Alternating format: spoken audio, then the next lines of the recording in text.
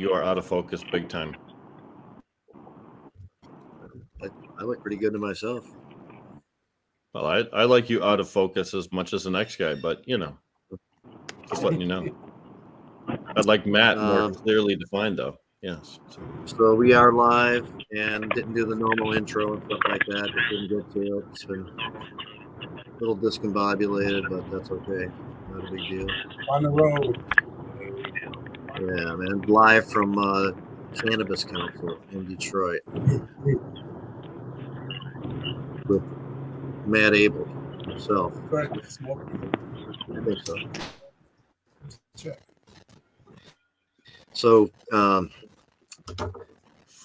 before we get really deep into stuff, and I do want to get started, I just want to say, thanks for letting us be here today.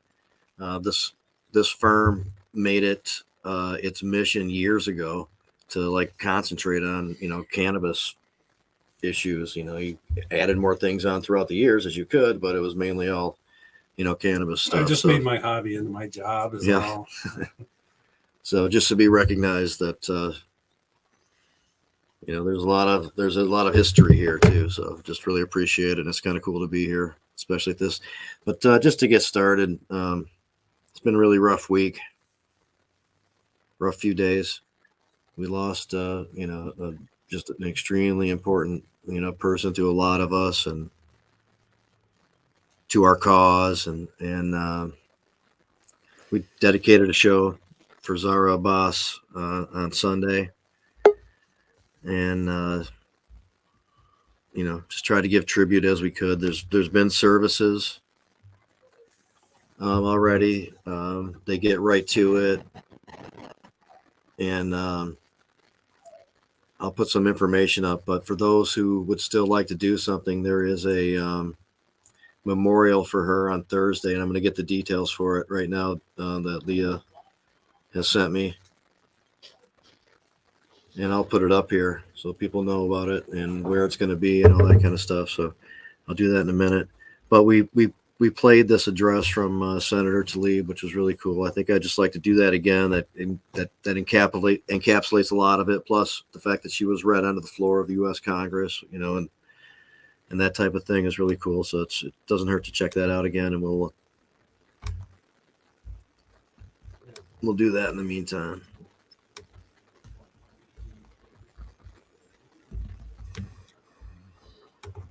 Sad day. Michigan lost an incredible human being yesterday. Zahra Abbas was brilliant, compassionate, and full of love for community. Zahra lived with epilepsy, which she learned to control with the use of cannabis. This inspired her mission to educate and advocate for the access of healthcare and the use of alternative approaches. Zahra founded and became the chair of the Cannabis Caucus of the Michigan Democratic Party. She was also a DNC delegate. But Zahra spoke passionately about issues that she believed in at rallies and community meetings and meetings with other political leaders across Michigan and the nation. And she gained so much incredible respect from our community. My team and I are devastated and heartbroken. We want to extend our deepest condolences to the Abbas family. Allah yarhamha. I yield. Michigan lost an incredible human being yesterday. Zahra Abbas was brilliant. I could have listened to it again, to be honest with you. Yeah, put it on a loop. It's wonderful that Rashida Tlaib talked about Zahra the way that she did. But words can't encapsulate how much of an impact she made. So, Steve Lovinger, been following your healing journey, sir, on the internet. Thank you for posting all those great updates about your weight, your control, your biking, your garage sale. Thank you for letting us have that little window into your world. Also, a Jazz Cabbage Cafe former guest. Yeah, I'll have to have him back on. That's one of the early stories of police interaction with legal, medical cannabis scenario. Search warrant, Steve? Yeah. Yep, Matt knows. But yeah, Zahra was very special. And I want to add my condolences. Zahra was a great friend to so many of us, and she really gave selflessly and was, if all of us were like her, weed would be legal. So yeah, that's what it takes. Man. Yep. Some of my best work there. I know. I'll say this: she was memorialized by us on Thursday, by the Michigan legislature, by the United States Congress, Wayne County, different prosecutors. The one way we can show Zara how much her life meant to us is to make sure that we get out and vote. Not just today, although you all should. It's the primary day, August 2nd here in Michigan. But make sure that you vote in November and commit to doing that every single year. Never miss. That's what she would expect of us. Yeah, Doesn't man. matter. Yesterday. Yep. So many people at the services were saying that they had to go back, and leading up to the primary, a lot of those people are involved in political campaigns and other things, and they were all saying they have to go get back to work and do what Zara would want them to do and be successful with those efforts. Shelly Smith has joined us. So Sean. Shelly, we were just talking a little bit about Zara, and for those people who were not able to join us on Sunday for our special tribute time. So she's remarkably stationary right now. Do you see that? Yes. Some might say frozen. Ah, there she is.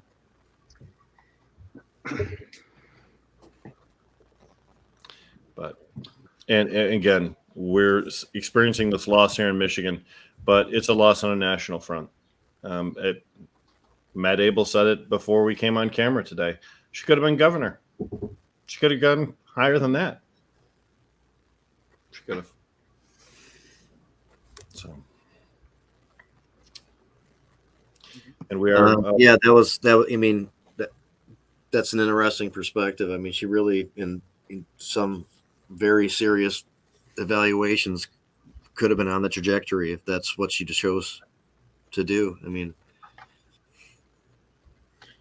it's a truth that very few people get to that position without actually doing the work to get there. Donald Trump is an exception, but if you look at all the other people, and Ronald Reagan did the work in the state of California. He, as governor there, he won elections, he won campaigns, and everybody else that came from the Senate or from other locations, they did the work to get there, and she was putting in the work. Damn right, she was putting in the work. Yeah. So, but I've said enough. I said plenty on Sunday. So. Yeah. Shelly, you want to take a minute out before we kind of. Yeah, I really appreciated y'all doing that on Sunday because I haven't really gotten to see anybody since Jim texted me, and I'm just good to be around y'all because I can't believe it's true. I just kind of expect to see her face next month. Just Oh, no, thanks, but I appreciate it. sucks. That's it, really. I mean, I'm super sad and really expected to watch what she was going to do because her energy and her honesty and everything was so powerful. I think she had a very immediate effect on people. So it just, it just sucks. That's all. It's people who miss the services and other things. This is Thursday. It's another opportunity to be with family, and there'll be many other cannabis related effort people there, epilepsy, all the great things. She was a national delegate, as Rick said. She worked with so many great efforts here and with many candidates, and she's a huge loss to our issue. She got meetings I know I couldn't get. I don't think many people could get. Yeah. She really used that access to benefit us all. Yeah. Yeah, she was pretty fearless. I always thought she would just go get things done. Because she did. She just went and got things done. It was very. And her and Leah became a really good team, and she was a force. So we all vow to kind of like keep on moving forward and working together to do what we can do to honor the stuff she was working on and that she was helping us with, and also wanted to see accomplished. Yeah. And we're gonna check in on some of the election stuff, and Leah might pop in then. She want to talk more about that as something else for a little while. Are there any cannabis elections going today in Michigan? I'm not familiar with any. There is one proposal in mid-Michigan City. It's awkwardly phrased. One of those voting no means yes. But, is it Meridian Township? Meridian Township, Yes, exactly correct. Meridian Township, right by East Lansing. Yeah, so there is one, yeah. Yep. Oh, you know what? Marshall, maybe we should check in with Marshall at some point if that's possible, because I think he was like working on an opposition effort. Yeah, it drives me crazy when they do that creative phraseology so that they say, shall we rescind? And if you say yes, then you're rescinding a law that you like, and that's negative. But if you say no, then it's keeping a law that you like, and that's positive. And it just drives me crazy when the positive vote means negative and the negative vote means positive. Right. Confuses people, and you don't get the correct democratic result. Yep. Well, and that was somebody's point. Yeah. Matt, we just dealt with a couple. Go ahead, Jamie. No, not please. A bug, but a feature. We just dealt with a couple of issues in the Michigan Supreme Court and Court of Appeals that had been dealt with for MI Legalize. The 180-day rule was just recently upheld, and then also there was a second decision about goodness gracious. Right, the 180-day rule was in the no fracking case. I think they're the ones who took that up. Yeah. Right, Luann Cosmo. Yeah. Spent years on that. Yeah. And that really hurt us, in the MI Legalize campaign in the 2016 session. So I don't think it's still been challenged in a way that considers the state constitution, because that was just a statute that was passed by when Schneider was in there to make it 180 days. They didn't change the state constitution, which seems to allow for 4 years to gather signatures between gubernatorial elections. Yep. It was an interpretation, and then they turned it into law when Right. our issue and the fracking people's issue came up before them. And for our viewers that aren't familiar with what we're referring to, in 2016, the MI Legalize campaign collected over 320,000 signatures in order to put legalization of cannabis on the ballot. And we were denied ballot access because some of those signatures were collected outside of this 180-day window, which the state of Michigan says you have to collect all your hundreds of thousands of signatures within. And we challenged it in court, went all the way to, I believe, the Michigan Supreme Court. And it was... They denied it, I believe, but the Court of Appeals ruled against us, and then we were cut off beyond that. And we actually kicked the can for a while, then we forced the issue, and then they ruled against us. It was... Nobody didn't want to take it on, either did the federal judge. After the Supreme Court had sort of bounced us off, the legislature took up the issue and created a permanent set of laws to make sure that no one ever had any ambiguity about that ever again. However, the fracking group's lawsuit continued, and as Matt just mentioned, it was only recently resolved, I believe. They've been at that for a decade or more now, and I think were there to be a fresh start, the public probably does not support fracking. The way things are, like, that's the last environmental damn thing we should be doing is injecting chemicals into the ground and trying to make earthquakes. But okay, just a diversion. Maybe the weed's working. I don't know.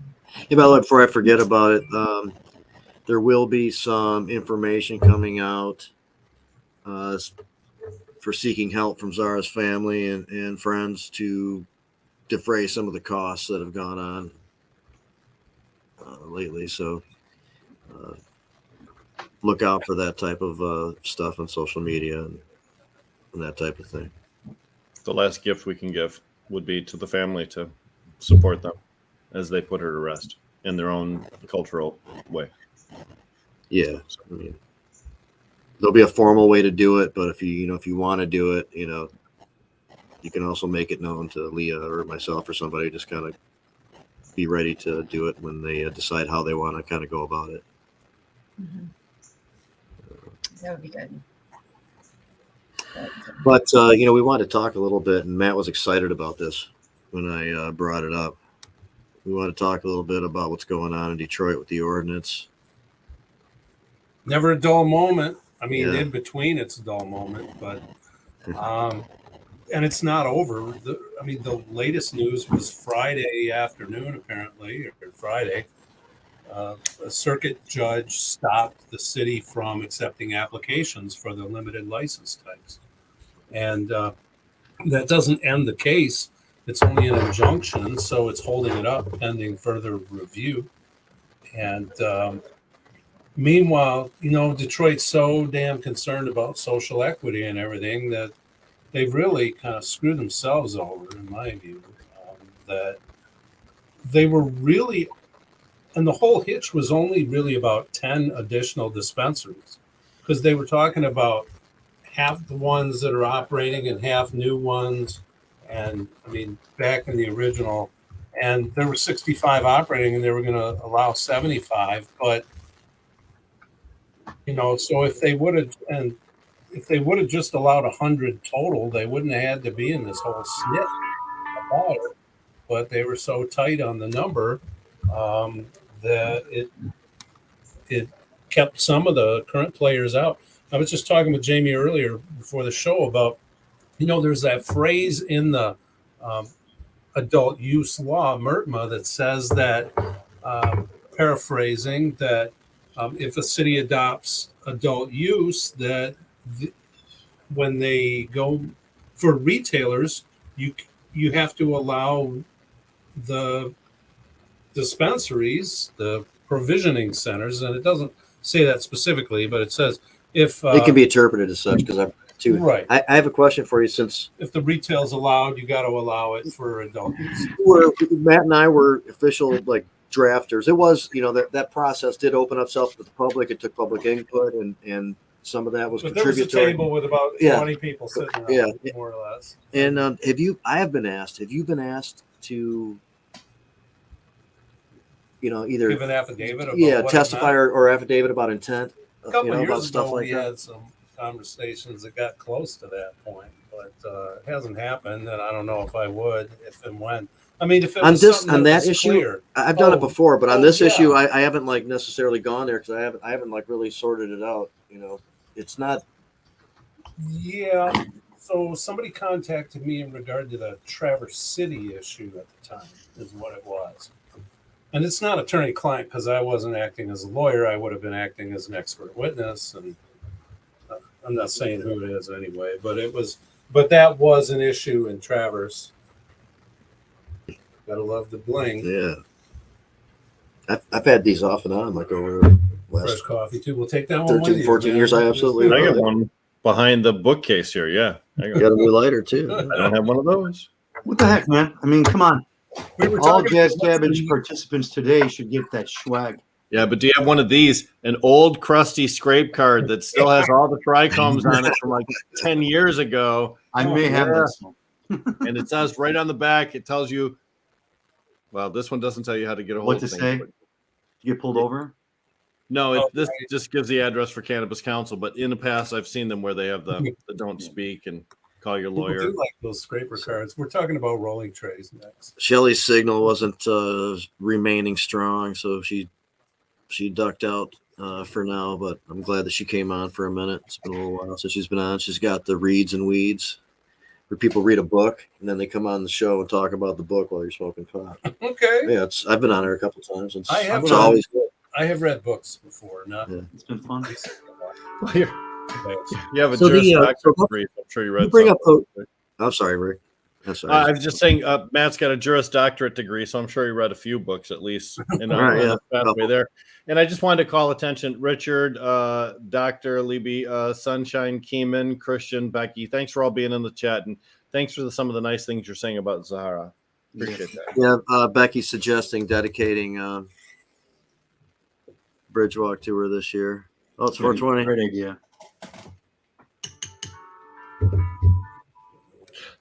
And Facebook, Facebook user says hi, guys. Facebook user. Wow, that I always interpret that as government operative. That narrows it down. Right. Seriously.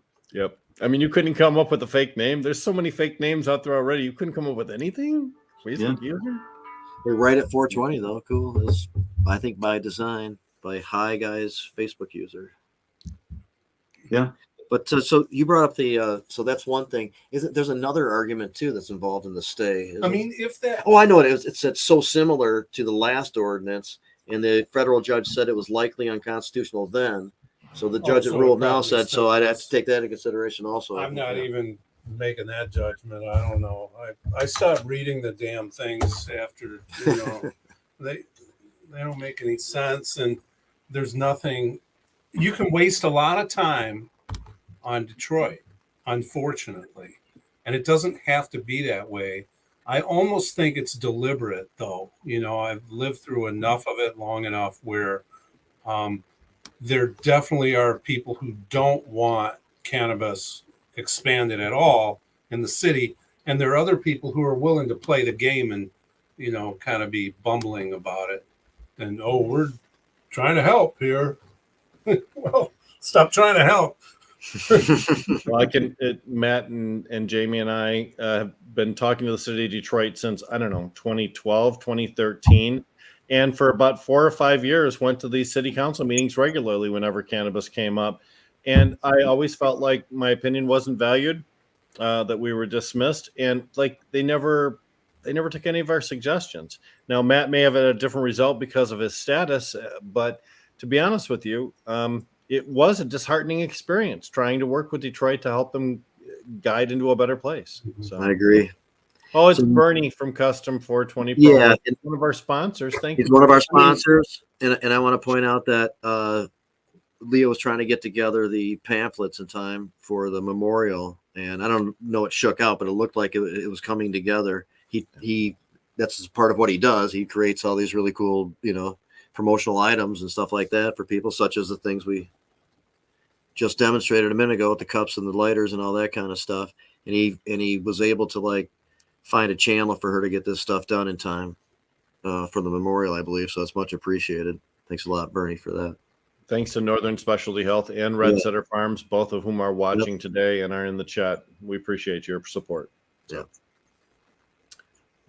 Matt, you familiar with the Bros Grow show? Michigan Bros Grow show? Vaguely. So that's a good one. Very good and informative. There's some other offshoot shows and discussions that they have from those guys, but it's a good solid cultivation sounding, really good information, Great. Good discussion, all that kind of stuff. I'm still waiting for the first micro business mall where there's right. So it's kind of like a farmer's market together. in a way, but it's all like individual micros. Right. That'd be great. Cool. I think we all got to move to the most remote township that has 200 people now and just take over and set up a mini mall. And so Adam, you can come on, man, if you're some investors in Bytown too, of course. Become the I'm mayor. sorry, Jim, I didn't mean to cut you off, man. I just wanted to make sure Adam knows he could be on here if he's actually awake. That's okay. He's typing accurately if he's not awake. Yeah. Adam Brook, Mr. Hashbash, that guy? He does have to be high, though, on a combination After of things. 420? I don't know. That's right. 420 plus Adam Brook equals a fun time. Right. I've experienced it.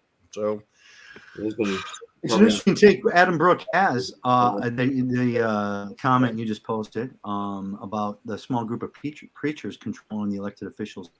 And it sucks because it's amazing to me that there isn't more of an uprising in Detroit from the Detroiters about this.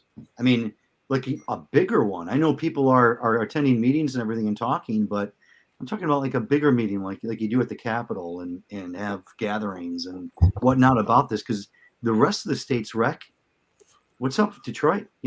It's crazy. remember too that the medical industry that's there right now, we talked about 75 medical marijuana retailers in the city right now. That didn't happen because the city said, yeah, we love medical cannabis. Go ahead, come on in. No, it evolved gradually over time to the point where they weren't able to say no to everybody. And remember, at one time, Detroit had 300, Right. I'm not exaggerating, 300 100 Caregivers. cannabis dispensaries, And they were in the moving city. forward to license them too. Even Exactly right. before So we it's began. not as if there was ever a decision made by Detroit that says, yes, we want this. It just naturally evolved, similar to the way Big They were Daddies did. proliferating, Right. and they didn't like stand up and do anything that made sense. You know, that's and they Right. very and frustrating. now in that new proposed ordinance, or they passed an amendment saying anybody who had been operating illegally in the past cannot be licensed. So I wonder if they're going to screw over some of the people who have licenses now, which evolved from some gray market operations, and now they're going to. Well, I think it's pretty transparent that the goal is to replace all the people who currently own cannabis retail centers in Detroit with Detroiters that look more like Detroiters. Most of the people that own cannabis retail centers in Detroit right now are Chaldean, which is a Christian Arabs, for those people who are not familiar with. And the city of Detroit would like to have them not own cannabis retail centers and have all their native Detroiters run it. So I wish Paul would come on because he was talking about this repeal and replace thing, and I'm not sure it was the failed effort that earlier, just earlier this summer, was thrown out by the judge. Is that Telenda? Yeah. I saw him a couple of weeks ago. So I guess the important thing about what Matt just said is that if in fact they did want to make a rule that said if you've ever operated an illegal cannabis business, you're not eligible to operate a legal business in Detroit, I think they could legally make that distinction. Although I suppose there'd have to be some kind of record of you actually physically owning one of those illegal dispensaries. And most people that do own them, I think, are probably insulated in that respect. But that might be one way for them to accomplish what they're trying to do. So is it also fair to say that they that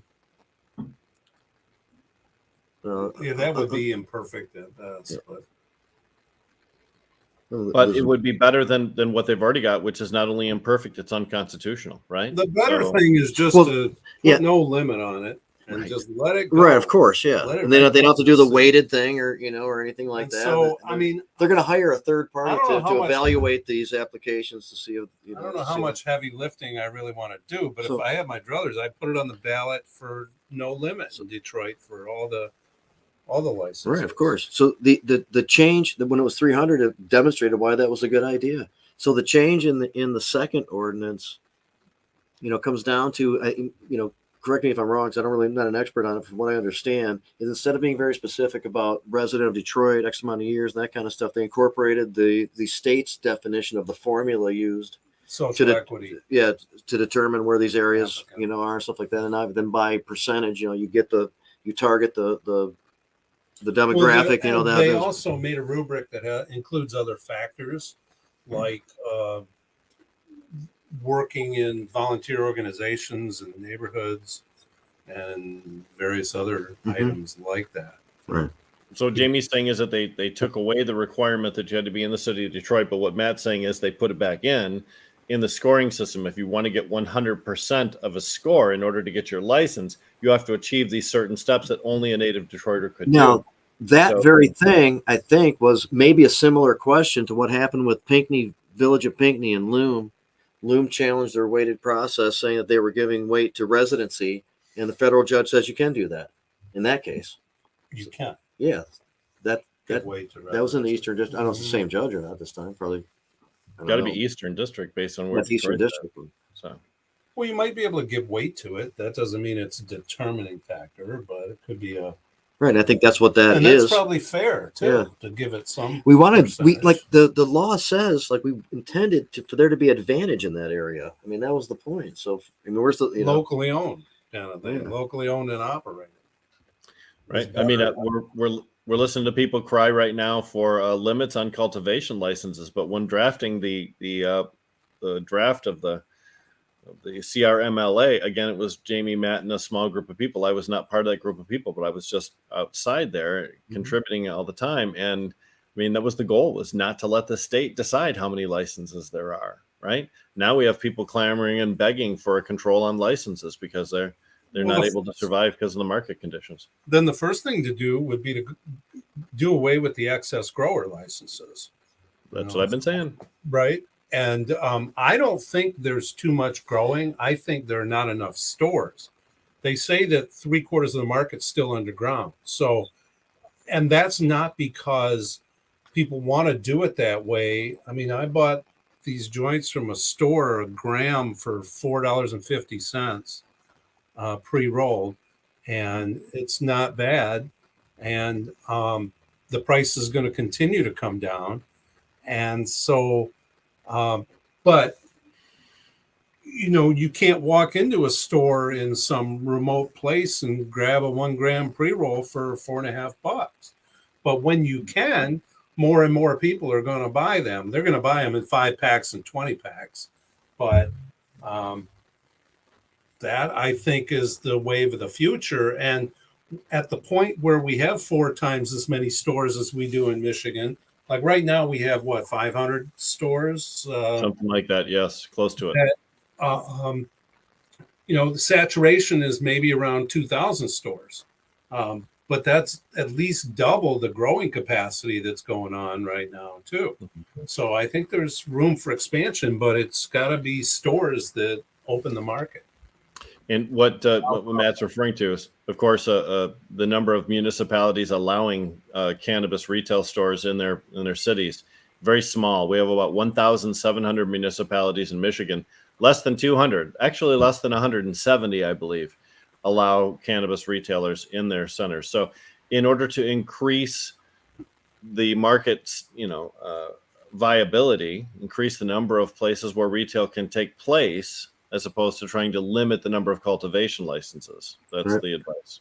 Red Setter says that not enough townships will opt in, and that's been an issue. And there's some areas around the state where there's this concentration of, a bunch that the city and the surrounding areas, allowed, and then there's nothing for a while. Well, maybe that'll change as the generations move on. Still, most of the township boards are old white guys. Pardon me, being an old white guy pointing it out, but we need some different thinkers in there in order to kind of move. Well, you guys look at Salame, Michigan. Salame, Michigan's where I am, and this town, I wouldn't have thought, a few years ago they'd even consider cannabis, and now there are a couple of dispensaries coming, and now they're deciding if they're going to put a cap on them, and more than likely they're going to.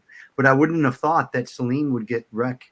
No doubt, Jim. Is that the place where they're turning the old Dairy Queen into the dispensary? Yeah, it's called it's like a dairy. I forget what it's called, but it's not a Dairy Queen. The Dairy Queen is still in Salame. That's my favorite place. But this is. I didn't mean to slander. Yeah, we need that. I need my help. We do, and the sad thing is the majority of them that are going to pop up everywhere are going to be by those bigger companies like Loom that aren't more locally based because they have the cash to do it. Yep.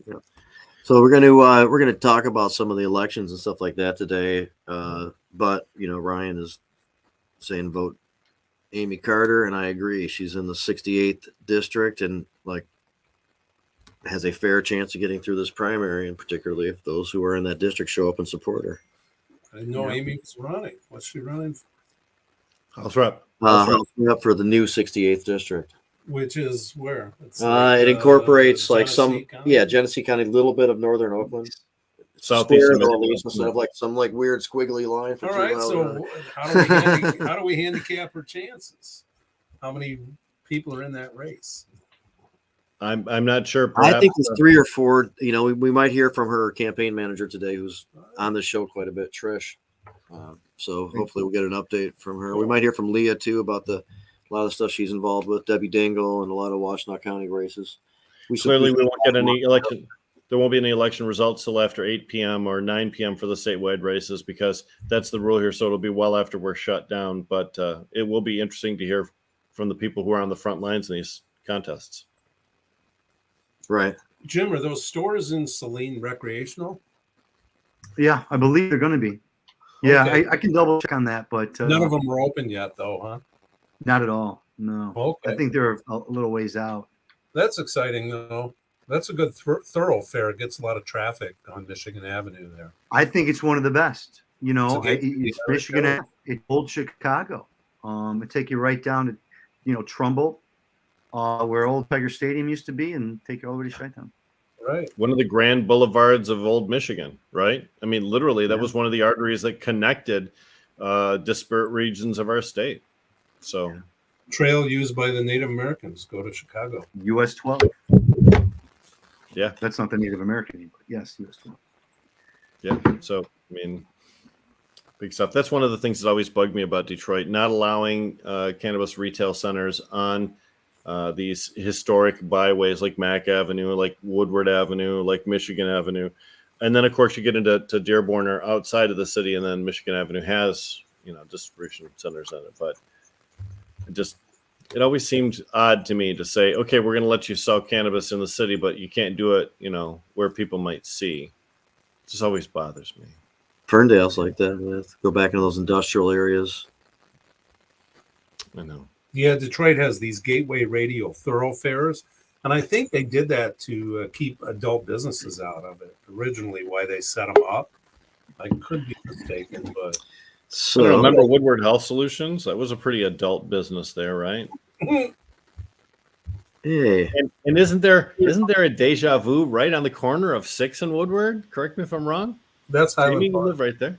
That's actually Highland Park. It's not a deja vu anymore. It's changed hands a couple times. But hey, the focus on kind of election type stuff is materializing here, because at the same time, Leah and Marshall have popped on, and Leah's involved, of course, with Debbie Dingle's race, and a lot of supports a lot of others in the state and stuff like that, but also from Washington County. And we've had some of those people and supported some of those people on this show, and anxious to get your thoughts on what's going on there generally. And Marshall is in Meridian Township, that we brought up as the cannabis issue that's on the ballots for this August 2nd election primary, and just get an idea of what's going on with that, because I know that he was in opposition, and we talked about the weird yes means no thing, and and that type of stuff. But Leah, how's it going? And what's how's the day progressing? Oh, it's going. So Miss Dingle does not have an opponent today, so should be a good day for her. That should be a pretty easy contest, Yeah. then. Should be a good day for her. We're excited to start turning our focus this fall into focusing on our state ledge candidates. So like our state house and our state senate seats that are going to need some push behind them to win back Lansing. Her campaign and I are really excited to start doing some work with them this coming fall. But as the chair of Young Dems and as secretary of Cannabis Caucus, we have our eyes on quite a few candidates today, up and down the ballot, commissioners all the way up to Congress people. Our board chat has been blowing up all day with people checking in from different areas of the state. So it is definitely a busy day. Yeah. Right on. So any like, I know that we're not getting results for a while, but how does the Jimmy Wilson race, the Annie Somerville race, the Justin race, I mean, I really feel good about Washington County. If the people are getting seats there, the prosecutor and the associate prosecutor are, a super team. Right. So I leaders. Yeah, so again, before I say anything, I have to give a disclaimer. This is nothing to do with my day job. This is my positions with Young Dems and Cannabis Caucus and my own personal beliefs as an Ypsi citizen. Disclaimer has been given. So I would say, I was able to do some doors for those candidates that you mentioned, and the neighborhoods I was in was very positive responses. I saw lots of signs for them. I will tell you as a disclaimer too, yard signs do not mean votes, but it is really nice to see the community showing support. Lots of people were very familiar in the city with Annie and Nicole Brown, who's running for mayor.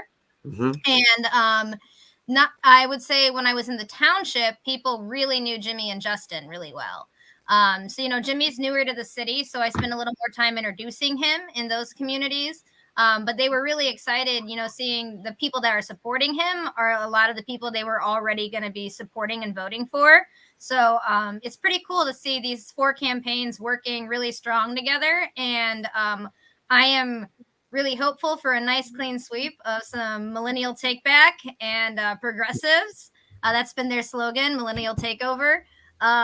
So hopefully if I am up for it and feeling it, I'm going to swing by their place tonight to check out the results with them. That's right. Okay, I saw the invite for that. I couldn't make it, but that sounded like it was pretty cool. I mean, I don't live there, but I'm just the quality people in leadership decision making capacity is unusual there, and I'm happy that that's actually happened in a county like that. I hope it's a model for other places. So we'll see. I will tell you that they are out there working very hard today. My Facebook is full of people posting about them and them posting about where they're at. Again, there's a lot of community support, but they are running against some name recognition. So like it'll be Ronnie Peterson. Yeah, and Jefferson. So for Annie, so it'll be a test of organizers, campaigners, progressives. Can they beat name recognition? So we'll see how everything plays out tonight. Rick, do you remember Jefferson? Do you remember that name? Ricky Jefferson. So he used to come help me out sometimes in the city council in Ypsilanti. He was like he was anti. He was trying to stop He's the reason that they put a cap on it. He's the reason that I do remember him. He was very animated when he spoke. Yes. Yeah, and then when he was involved a little bit when they were trying to like give the consequences or the penalties to the one place. That I forgot what the deal was. It was stupid, whatever it was. Anyway, that guy has not been favorable for a long time. And Ronnie Peterson was in support of those stupid anti-caregiver bills. He actually was introduced one of them. The 500 bills. Yeah, that was that were tie-barred. And so right. I asked him about that at that fundraiser at Eastern Market. Okay. Because it was kind of fresh at that point and kind of like, what the hell? And he said, well, just because he introduced it doesn't mean he was going to vote for it. Well, I mean, it was weird. I'm still surprised by Leah's comment that yard signs don't translate into votes. Who puts a yard sign in their lawn and then doesn't support that candidate? That really happens? Oh yeah. I mean, don't get me wrong. Field directors, we love to get yard signs out there, but whoever has the most yard signs or whoever has the most billboards does not always equate who's going to win. I'm a really firm believer, and it's more about who has more conversations. Let's take Bilal Hamoud's race, for instance, with Aaron Byers. I went out on doors with Bilal, and our conversation rate was amazing. And he spoke to every single person that opened that door. And I really do believe that those people remembered him and will most likely vote for him. I'm a big believer in the conversations are really the impacting fact. So you might have a bunch of yard signs, especially the ones on street corners and stuff. But if you've had more conversations than your opponent, I do think you can overcome just blind name recognition. I don't know, Marshall, you've been in field. You want to agree, push back? Yeah, no, this is just an interesting time to hop in because if the Meridian yard signs were voting, then we'd definitely not have weed in Meridian. So hopefully exactly. You don't have to believe that. Yeah, the vote. So it's I agree that yard signs don't vote, but they do, show your neighbors who you may be supporting. So I think they're important. But in the Meridian race, kind of the down low, what they're trying to do is ban recreational cannabis stores. And so it's really a kind of our archaic proposal because the guy who originally put it up was a trustee that's passed away now. So the township treasurer is still kind of a link to getting this through, but the current board of trustees does not agree with this, majority at least. And they have a plan in place to open up 5 different dispensaries in Meridian Township. But taking another step into the maze of Meridian Township. So I've knocked, like Lisa, I've been a field director, and I've knocked over 100,000 doors in the state of Michigan, across the whole state. And Meridian Township is a unique place. It's not a fun place to canvass. I mean, we're talking median age range of 75 and above, most of them not supportive of cannabis, but it's going to be a real close election. So if we'll find out the results in a couple hours here. There's tons of races that Leo was rattling off, and the Hueda Araf. The Hueda Araf and MI10 will be taking on John James. That's one I'm watching. Sam Singh, who might be representing near us, cannabis supporter. Interested. He used to be cool when he was a state lawmaker. When he was on the House of Representatives, Sam Singh was cool. Yes, he could be so he'd be Meridian. So it'll be real interesting to see. But if the proposal goes to our way, so people vote no, which is already confusing. Most people who want weed vote yes, but you actually have to vote no to stop the ban. And then we had to collect 1,000 signatures, which I believe we got them all to be on the ballot in November to vote yes. So not only do we have to vote no to a ban, we have to vote yes to allowing them. So it's a couple layered step, and it'll be interesting to see. I don't know too many communities that have banned recreational, but Marshall, if the vote goes not the way we want it to, is that still going to affect the November vote? Right? So it would invalidate the November vote. At that point, the community effectively would have opted out, and so I don't believe that we could have the November vote. It's kind of it has to vote no to even have a chance in November. So that's very tricky then, with your 70+ year average age of residence, Meridian Township. It's tough, and they don't have. I mean, the people vote. So the voter rate, if you're a Meridian resident, you're almost guaranteed to vote. There has been an influx of younger people with the MSU kind of bleeding over, but it's an interesting area for sure. There was a lot of money in the campaign to vote no. I was a part of the field team, and I was part of the signature team, and it was a big operation. I mean, we had 4 or 5 canvassers knocking 6 times 60, so 360 times 6. We had about 2,500 doors a week. We were knocking, and that was for the last 2 months. And so we were knocking almost every voter's door in Meridian, and we were also hearing that they were getting the mailers. So people were talking about it. It'll be interesting to see with the new district lines too. It's gonna be a really fun. I think tomorrow's better because you got kind of more definitive results. But tomorrow's the day you nerd out with all the data, right? Yeah, exactly. We've been joined by Anton, Harb, and also Nick Zettel too. So what's up, everybody? What's up, Nick? Nick? What's up? What's up, Leah? It's great to see you. You too. What's up, Big Town? Hey, James. Yeah, hop on the MCFC policy call tomorrow to break it down. Yeah, no, that'll be really interesting. I've talked to a couple of reps. Alex Garza, good friend of Cannabis movement. He and I were talking about really focusing on where do we have a high turnout and where was the low turnout, so we can figure out like where do we need to really focus on going into the fall. So I know a lot of us will be diving deep into results over these next couple of days.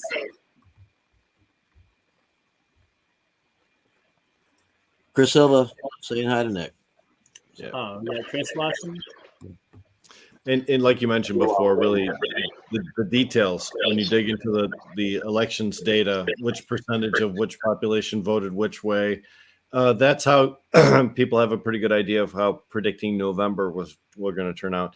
And today being just the primary, it doesn't really elect anyone. What it does is just narrow the field of candidates. I voted today, and I had 3 different millage proposals on my ballot. An arts, an operating fund, and then the Parks and Rec for Genesee County. So it's important to get out and do those things too. But this is just prelude to war, right? Once we get the candidates elected, in most cases, it gets really nasty in the run up to November. It really does. Yeah, I think this year especially. I mean, they got all new lines, so it's new battle lines for sure. It could shake out the Democratic way though.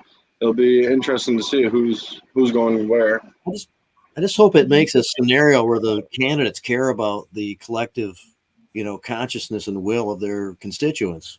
They didn't have to do that for a long time in those gerrymandered districts. They just win and they do whatever the hell they want. Yeah.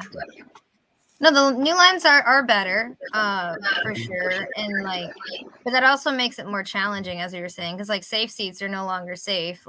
Ann Arbor's got 3 seats now, so if Ann Arbor people just sit at home and don't vote, there's enough Republicans in the rural communities that would screw us. I'm not saying Ann Arbor will do that. We know Ann Arbor usually turns up, but these seats that we just never ever even gave a thought to, now we have to make sure we're still turning the vote out for. That reminds me, Ann Bannister good friend of the show and mine for many years, is running for mayor in Ann Arbor, and I'm hoping that her campaign is doing, or her race today does well. Yeah, and Washtenaw's got a lot of really competitive races right now. Yeah, people are meeting with Ann Bannister at Dominic's tonight. If anyone's interested in going. To watch election returns and hopefully celebrate her primary win, right? That'd be so cool, man. It really would. And Ann was a regular speaker at Ann Arbor Hash Bash over the past few years, and she's even been involved in some of the planning and I always remember her as a former Ann Arbor resident, as someone who was very, very forward on that particular issue, as well as a few others. She was great to work with and very open to working with others and very open-minded. Yeah. And Theogen Policy of Ann Arbor 2020 was from Ann Bannister. Yeah. So she took over. Go ahead, Rick. I was just going to say, and we're speaking, Ann, as if she wins this primary election, that she wins the mayorship, because essentially in Ann Arbor, there's no significant Republican competitor. Once the primary is done, although there is a November election runoff between the Democrat and the Republican, whoever takes the Democratic primary is generally viewed to be the winner of the election. So that's why we're speaking it in terms different than we're using for other races.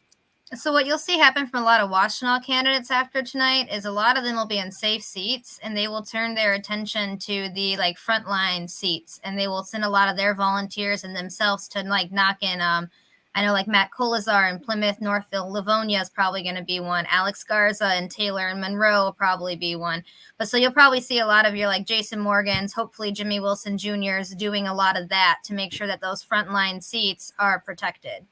Reggie Jamie. Reggie is up today, right? Yeah, that's a new District 5. Hopefully he does well. He's got some name recognition around, around the town. He's been involved in politics. He worked with the mayor for a long time. He's had radio shows that were popular. Cynthia Johnson, write-in candidate too. She's trying to win by a write-in. That's difficult. It has happened in Detroit though, and so hopefully they are successful. We can't not mention Amy Carter running today for state rep as well. Yeah, we hope to hear from her campaign manager. Trish might check in from the field and give us a little update on what's going on too. And we talked about that earlier, and that's a great one to bring up. I really hope that's the case too. And someone who's spent a lot of time in Lansing, very ready for it, Oh yeah, she's seen the processes and said, I should be here making some decisions because these people are fucked up. and I should be here doing what these people are doing because I like the way that they do it. She's been around long enough to kind of see how stuff generally goes down, and I'm happy for her that she decided to take that leap. That's a big commitment. People want to take it on with that kind of passion. I support it. It'll be Lily Chang Schulting. Yeah, Lily on the west side, good friend. Yeah, Grand Rapids, that'd be a good one. Yeah, speedy. The D13 Shri Holier, that's something else. It's going to be Shri or Holier. That's who it's going to be. So I personally like Portia in that race. She did a really good job reaching out to some of my friends that are electeds in the community and really knowing the issues and just seemed invested, right? But I'm just worried she didn't break through enough. But I think that's going to be Shri or Olier. Neither am I exactly excited about. Again, a personal opinion. Right. Well, Portia sounds like she'd be fast at a race. So. Portia, right? Yes, she would It'll be very fast at a race. It'll be interesting. It'll be interesting to see what happens in Macomb County. Yeah. What's going on there, man? Man, it's scary. There's all these people scare the shit out of me, basically. This Terrence McCoskey guy is a scary dude. I'm not really seeing anything that I like up here. Macomb has always scared the shit out of me. It's a scary place. And here's the thing is what I notice about Macomb is it's evolving. And even just if you look in my neighborhood, the amount of houses, the amount of younger families that they're building, that they're drawing to, I see a more moderate crowd. I think statistically speaking, in the past, Macomb was very, very conservative. You had old people, elderly people that just have rooted themselves in this place, and now they're starting to die off, right? And now we have a lot of these newer, younger, more moderate thinking families. I still think it's a little more conservative, but the moderate thinkers, I think, are beginning to, hopefully they'll take over, because we have a lot of it. It's just a good old boys club, from the prosecutor down to the school board people. They all have, it's all buddy. And I'm hoping that we can break through and kind of break that ice and get some more folks in here that think more like the actual community that they're supposed to represent. Because a lot of what I'm hearing, a lot of the issues that they're representing are not indicative or representative of the people that live here. So I guess we'll see. Negative ads certainly indicate how someone's going to behave when they're in the office itself.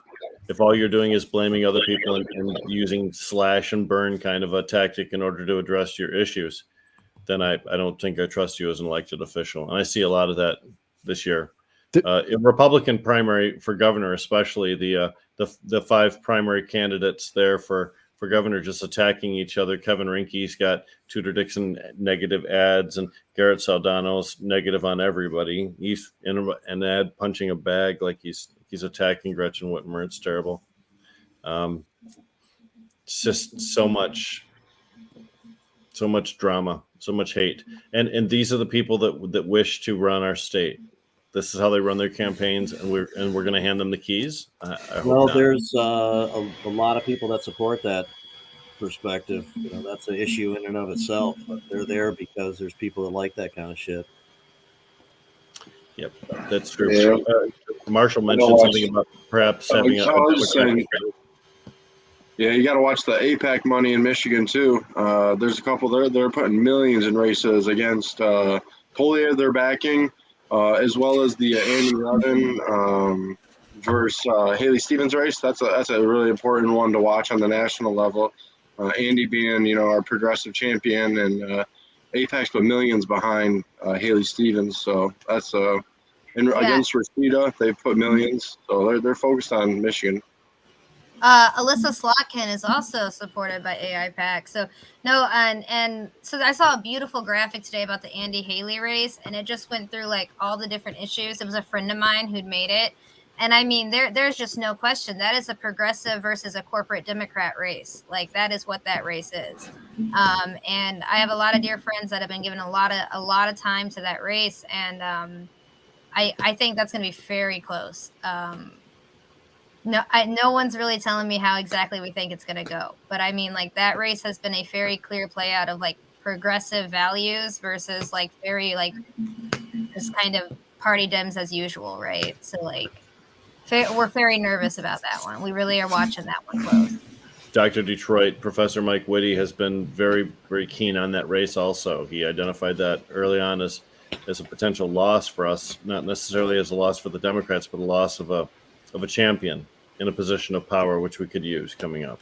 So, and that's a real concern when you look at maybe the next 4 years getting federal legalization. Exactly who do we have in there making those rules? Do we have the corporate Dems who side with whoever offers the most jobs in their state in some kind of a non-committal, fraudulent almost way, right? Or do they champion the people and say, look, we need to protect things like cultivation and protect our industry, protect medical programs, and not let them get swept under by federals, and not charge too much tax. Charge too much tax, people just go back to the unregulated market.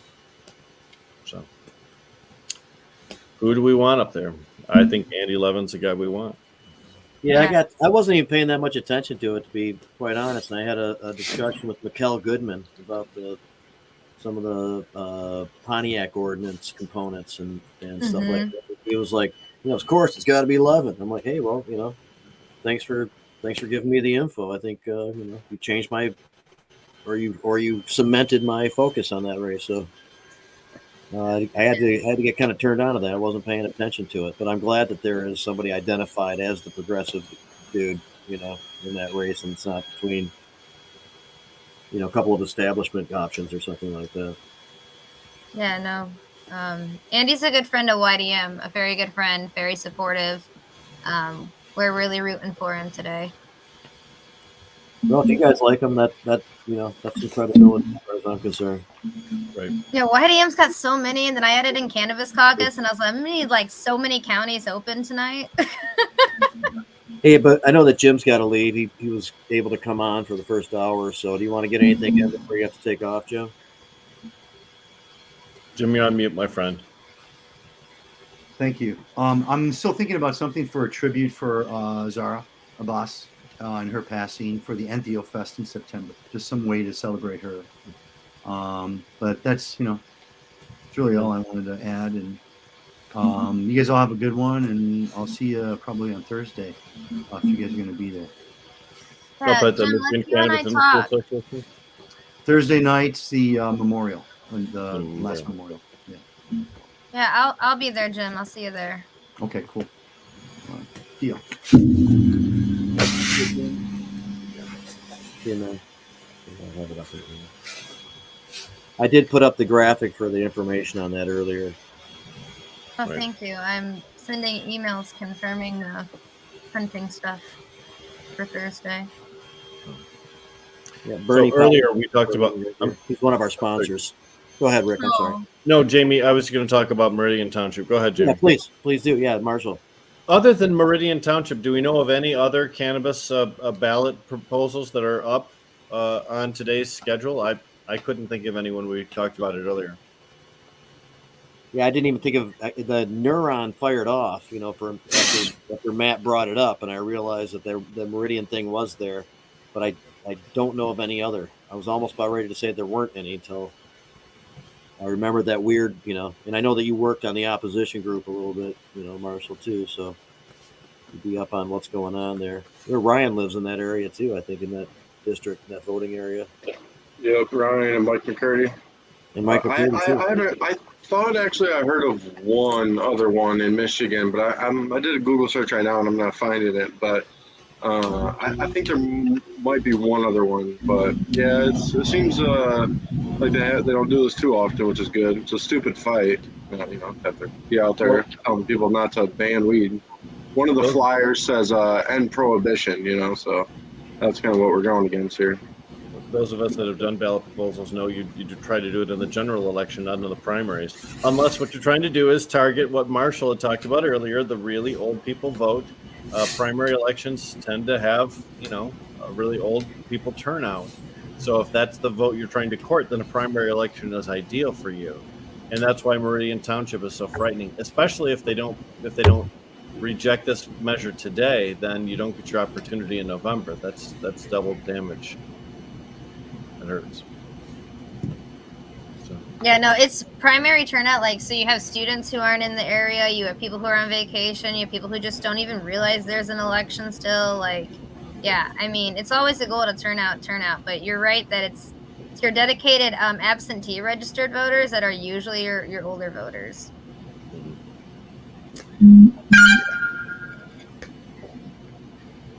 Same thing with special elections. Typically in Michigan, there's a special election in either March or April for unique situations. And not all districts have them. It's very rare that you do, but sometimes when they do, there's a springtime vote like that. That's also another one where you have traditionally elderly, overabundance of participation there. You don't really get a good feel for what's going on with the community.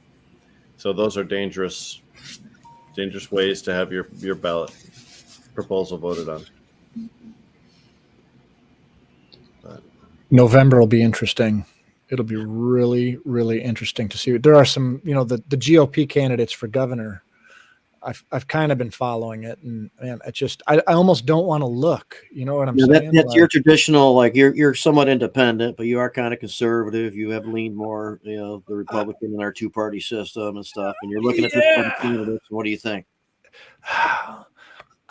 I don't like anybody. Whitmer, I would definitely. I'll be voting for Gretchen and Dana. And yeah, I'd say traditionally I've always voted Republican, and I do lean conservative on certain issues, gun rights and things like that. But I also find myself leaning very progressive on some issues like cannabis, and I find myself on issues that I normally would have voted conservatively on, now thinking in a different way. I don't know if it's just because I'm getting older. I think just my pattern, my train of thoughts, my friends have kind of changed my view in a lot of things in the ways I would say independent. That's kind of what I lean towards. I'm just an independent thinker. If I see an issue and I like it, I listen to the facts and I vote with my guts and my moral and my ethical being, you know what I'm saying? But I see, like, on the GOP side, what I really dislike nowadays is the introduction of religion into policy thinking. And I was raised Roman Catholic. I went to a Jesuit college preparatory school. Like, I was raised in that setting, and I always had disdain for it then. And the fact that, you know, political leaders are trying to get me to lean that way now and use religion. I don't know what the word is. I don't think offensive is the right way. It's just not needed. You know, I mean, our country was founded on the premise of separation of church and state. And I won't call it Christian nationalism. I call it Christian extremism, is what's been inching its way into what they want us to believe and how they want us to vote. And it just turns me off completely. Right. Back when the Paul Ryan days, I sided with the Republican way of thinking, and that's kind of more what I believed in. But now I find myself leaning Democrat, right? And so I don't know what the hell I am. And I think a lot of people in today's world are thinking like me. Well, am I Democrat? Am I Republican? You know, I'm an American, and I'm a free thinking American, and we evaluate the issues, but I don't like what I'm seeing on the GOP side. And I think it's going to be scary if the GOP takes over completely in November. Where are we going to be? Even on the cannabis issue, what happens then? Where do we go to? It's going to be constant legal battles that are going to go nowhere. It's going to be bills introduced in either house that go nowhere. And if they do get passed, it'll go to the governor and never get signed, right? So I hope we can all work together at some point. I don't see that happening. I don't know what the strategy is. I mean, Leah, Marshall, you guys are the political experts. What is it? What if GOP takes over in November? Where do we go from there? How do you attack this? So, I mean, Marshall, you want to go? I think there's two parts to it. Is like there's the statewide and there's the Lansing ledge. So I think if you get both, it's I don't know. I feel more safe with the statewide right now than I do with the state ledge. Is like my personal take and kind of what I've been hearing from people. I don't know, Marshall, would you agree with that or? Yeah, I would agree. I mean, I think we just gotta, in the primary especially, we just gotta call their craziness for what it is. I mean, the candidates that they're looking to put up are really quite scary. The AG, Decriminalize, he's total bad shit. He's talking about like throwing Dana and Whitmer both in jail. Then you have a QAnon supporter running for Secretary of State in Michigan. So I mean, this is outlandish, right? And so you really just gotta call it for what it is. And a lot of them are not real candidates. Like, I mean, like so they fabricate issues. So like critical race theory, we hear about that all the time right now. The majority of our schools in our state have never had that in their curriculum. It's not really like some big issue, but they are like focused heavy on that. That's something that Miss Dingle's opponent is focusing on. And it's not a real thing, right? Like it's not a real issue right now, but they're fabricating things to kind of fire up their base, but they are absolutely like crazy candidates. Like her opponent is a crazy MAGA lady who has made some really racist comments, who is a woman of color who's made some racist comments and is just like totally on the Trump train. And it makes no sense what she's talking about. And she's just attacking Debbie. She's not talking about issues. So like I stand really strongly by like if we're on doors and we're actually talking about the crap that people are freaking out about on their kitchen table at night, they're going to be way more receptive to us. Yeah, and I think it starts with knocking doors in the middle, though. I think one strategy so there's a thing called the One Campaign. That's kind of the Michigan Democratic Party's whole insider thing. They need to expand it's called the universe. So you have a turf that has doors on it, and these universes are made up of voters. And they really need to expand it to get these more recent Republicans that probably did vote Trump. Because you got, like Leah said, you got to talk about why critical race theory is not even being brought up at the school board level. They're not even teaching that, in the school setting and dispelling the myths. Otherwise, people get confused and Got to Scare interrupt the Fox tactics. News They hear sessions. buzzwords. It's buzzwords, scare tactics. Did anybody notice the Genius campaign slogan for Dana? Dane, yeah, and Deeper, no. Yes, we saw. I like it. I think like our statewide, if the Republicans had put competent people up, we would have probably seen a pretty decent fight.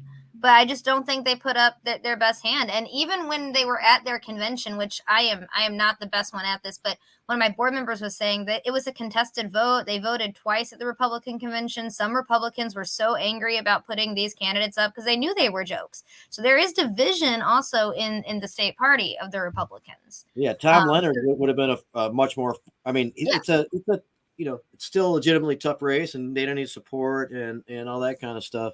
But I mean, Tom Leonard, I would say, is a little bit more formidable, a little bit more believable, and appealing to like the middle range voters. And he got bounced out of the attorney general's race in their Republican primary because this crazy guy beat him. I mean, Tom Leonard was eminently more qualified, even though I didn't care for Tom. He was eminently more qualified than this Yahoo. Yeah, and if you look a little bit more in tune with this than I am, but it seems like the days where cannabis support draws more. I mean, where that will draw voters from both parties seems to be long gone. Where I mean, there are a lot of Republicans and conservatives who really don't care too much about it. Have a more libertarian view on it, and we're talking here with a bunch of Democrats, or Anton is an independent, and some of us may view ourselves as independent in certain circumstances. But my experience on the campaign and with keeping in touch with a lot of those people is we've lost a lot of progressives or cannabis activists, I should say, to the right, and they have their own views on who should be elected, but they're no longer fans of Dana simply because she's pro-cannabis. They're no longer fans of anyone simply for that reason, because they may have a more libertarian candidate in mind. I guess I kind of bring that up because it's also always a concern that the Democrats do drop the ball on this federally, and it ends up back in the Republicans' court to federally legalize cannabis. And we have our fears and concerns about what corporate establishment Democrats would do if they wrote the legalization bill, but it's going to be 10 times worse and 10 times more corporate if the Republicans get their hands on it. Yeah. No, most definitely. Yep. Here in America, we already have states that have limited licenses and unlimited license types. And there are many different schemes in order to reduce things down. In some places, they say 4 people control 100 licenses each in California's market. And it's 400 out of 700 stores. And here in Michigan, we have 500. And we haven't had that kind of dominance, but truly even in Florida, over 150 stores there. So that's the kind of market dominance that the Republicans would allow, whereas we believe in more of a small business, open market type of a thing. Well, look at the veterans. We have been fighting for cannabis research, cannabis access, cannabis anything to help us out for years now. And not only are we making zero headway in this area, but we just got screwed over on the bill. I mean, at the federal level, the Republicans, the burn pit bill. Yeah, that was terrible. I'm a cancer survivor because of those goddamn burn pits, right? And Right. and I sat outside and sucked in the smoke for years, got the cancer, the whole deal. And I can't even get good access, quality access to cannabis at the federal level. And as a cancer survivor, how many other guys and girls are like me out there? And so I think they alienated from the Republican side. They alienated a group of individuals who normally sides with the Republicans, right? And I know myself and a lot of my friends are pretty pissed off at them. So who knows how they alienated people? It's just disgraceful. Well, and in the cannabis scene, of course, Mitch McConnell on the federal level has been the big stopper of any pro-cannabis legislation. You oftentimes will hear about us attaching some kind of an amendment to a rider in order to get cannabis things passed. That's because a rider is a spending bill, and Mitch McConnell has tools that will allow him to stop a traditional piece of legislation. But spending bills spending goals are much more difficult for a guy like Mitch to stop. And that's been the big no has been the Senate. Now, if you take a look in Michigan, that's a microcosm of the feds. Here in Michigan, the Senate has been the place where no has been delivered to us for years and years and years. There has not been Democratic control of the Michigan State Senate in decades. It has been Republican. 38 years. I want to say that's what Dana Pulhanky said when I saw her at a picnic.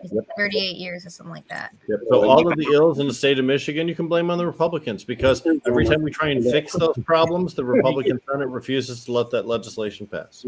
Oh, that's so accurate, Rick. So I used to work for a good friend of all of our state senator, Jeff Irwin, and like great legislation that is just should not be partisan. You know, kind of back to what Anton was saying a second ago, is like, am I Republican? Am I Dem? Like some of these issues should not be about a party alignment, and it would just be good legislation that would help Michiganders, and it would just go into committee, and the Republican committee chair just will not introduce that stuff because it's a Democratic bill.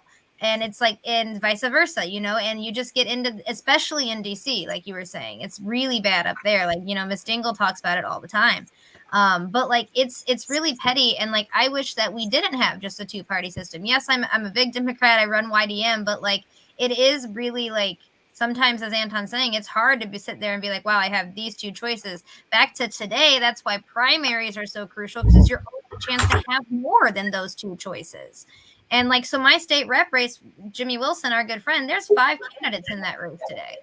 You know, if you only vote in November, you're basically being told who you get to vote for. That's so true. If you only vote in November, you're only getting to choose the people that the August voters allowed you to have. That's very true. At what point do we torpedo that filibuster and then just let the chips fall where they may, right? Oh, that filibuster's got to go. That is such an archaic methodology that has no place now, but it's just being used to a level of mastery to stop legislation, and it really is standing in the way of everything good. Mm-hmm. Yeah, again, Miss Dingle talks about that a lot, is we have to end the filibuster. I agree, 100%. You have a person who's in the party in power saying we have to get rid of the filibuster. That's important, because it's oftentimes the people who are being punished by filibuster that complain about it. But in this instance, we have Democrats in charge of the House of Representatives and a technical numerical superiority in the Senate itself, I believe. Although one guy died, right? So I think that I'm not sure where we are now. Yeah, at one point it was, but to call for the filibuster when you have the reins is a more impressive thing to call it when you're being victimized by it. Mm-hmm. I think we can all point to a lot of different places we'd like to have some change in federal law, but one thing I'm very concerned with is that when federal legalization comes in, that it will just open wide up all of those state borders, and that we will have an influx of cannabis coming from other states, from the 3-year oversupply that Oregon and Washington have, and that it will decimate our market. You know, I guess we should have a show on that. It's probably time for an update. We've had some pretty good ones on what's going on in the federal level. That's not normally what we concentrate on. But trade between states, trade between other countries, that stuff. International. Yeah. We're hitting the road. It's going to happen at some point, some way. Maybe we minimize foreseeable, issues somehow, but it seems like it's inevitable that we head in that direction. Yeah, certainly. Michigan it's unique. Like Rick said, it's a microcosm for so many things. I got people that I know in the hemp industry that they're shipping all their yields to Canada, because that's the only place that can get processed. So, that could happen the same for cannabis, so people could be ripping through Michigan trying to, off it like that. And so it'll be interesting to see if you do like a cross state tax. I think that's a good idea. I'd want something like that, because our roads, dude, that's a lot of transport on our roads, and they already suck. Think about this, though. If the shipment bill goes through and we have a graded tax that goes from eventually 10% up to 25%, that means that the price of cannabis gets to the point where people are going to decide whether they want to use the regulated or the unregulated market. What that means is, from the state level, you can't really add tax to it. Now, as a state, you're kind of capped, because if you put a tax on top of the federal tax, you're really pricing that product out of the hands of the people that primarily are looking to have that. So now that federal tax really does screw the states. by minimizing their ability to further tax that item and draw a direct benefit from it. I'm not a favorite of taxation, and I don't want anyone to believe that I am because of this conversation. But to think that we're going to get federal legalization without some sort of tax is an Alice in Wonderland fantasy. And having real conversations means talking about real consequences. And I believe this is what we're looking at. There's been no legalization proposal that's come through Congress that didn't include some sort of a federal tax. But 5% or less, and not the bigger numbers that have been thrown out there that are just dysfunctional. A 25% tax on top of a state tax. Can you imagine? I mean, California, first of all, had even one, even two, even three. It's all additional. You know, it's like, let them get something, but it's got to be really minimized. That's a federal tax, 1 or 2% on the cannabis activity of the nation. I mean, that's not a small amount. They can, wonder how does that work with like a caregiver system, because we have such a strong caregiver system in Michigan. You wonder if patients would still be exempt from those federal taxes once it goes, all things work in. Yeah, That's Jamie, my we should question. do a conversation on this. I'm fascinated. Yeah, that's a good one. And there are a couple of accountants we could get that have worked with caregivers, and there's also a couple different ways of looking at it. There are a lot of lawyers that have been speculating on this too. There's a particular act that prohibits states from denying access to market from trade goods that come from another state, Boardman, something like that. And they are very vehement that would apply in this circumstance. So no state like Michigan could say, I'm not taking cannabis from other states. I'm just going to deal with my own stuff here too. You guys can swap back and forth if you wish. Michigan would not be allowed to say that. Because of this particular act, and it would be forced, in fact, to accept cannabis that came in, provided that cannabis passed Michigan testing standards. So that's a real cloud that hangs over the industry too. Right now, with the race to the bottom, it's already a struggle. Businesses in the cannabis industry are having a hard time making ends meet because cannabis pricing is so inexpensive because there's a glut on the market. And as we discussed earlier with Matt Abel, before some of y'all joined us, there's just a shortage of number of retail stores in the state of Michigan, with less than 170 communities allowing stores out there. So, and Detroit, of course, has such a big potential opportunity there to be a big player, and has just continued to step on their own coattails. Mm-hmm. So, well, yeah, I mean, Detroit is sort of a microcosm of what could, I guess, different disparities we'd see with taxation and legalization models between states and commerce. I mean, I know it's been talked about already on this show, and it's been beaten to death on this show outside of this episode. But, Detroit is not only losing, business to Oakland County even and other, adjacent cities, but it's losing those tax dollars as well. And as Jamie said, a little can go a long way when, we have a percentage of all the cannabis activity, recreational cannabis activity really in the Detroit metro area. None of that tax money is going toward the roads or the schools here or, the local government. So it's troubling. So we have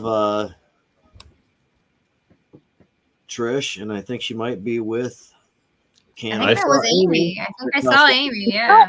Where is it? We get a twofer. And are you already obviously so far out ahead that it's already a wrap, or are there still some results that you need to officially get? It's actually just starting now to get pretty hot. I'm gonna let Amy go out and do her thing, but I'll tell you a little bit about it. Right on. So no, this is like the prime time for voters to come out at this point. A lot of people are getting out of work. So we actually have hopped to probably about 25 different precincts at this point. Oh, the tea is thick, my friend. That's all I can tell you. Like, there's a lot of people that we've not met before, but just don't vote for Dave Martin. That's all I'm saying to people in the public. But one way or another, we have met some of the people that we are up against, and we've made some great conversations with them. And we have found the people that I feel like that will be willing and want to work with us in the future. So we've talked to a lot of people. Excuse my hair, you guys. It's been a rough day. It's hot as hell out here. Yeah. Thank you. One way or another, this is a great experience, not just for like Amy in general, but for the cannabis community as well. It's nice to like meet a lot of these new constituents that are coming in, or not constituents, but these new candidates that are going to come in. And it's actually pretty nice to see that a lot of them are not like our current representatives. So we've been able to speak to them a little bit about the anti-caregiver bill. We've been able to speak to them about, thank you very much. It is like 90 degrees out. It's crazy. Yeah, it's rough out there. Appreciate you doing the work today. It's been fun.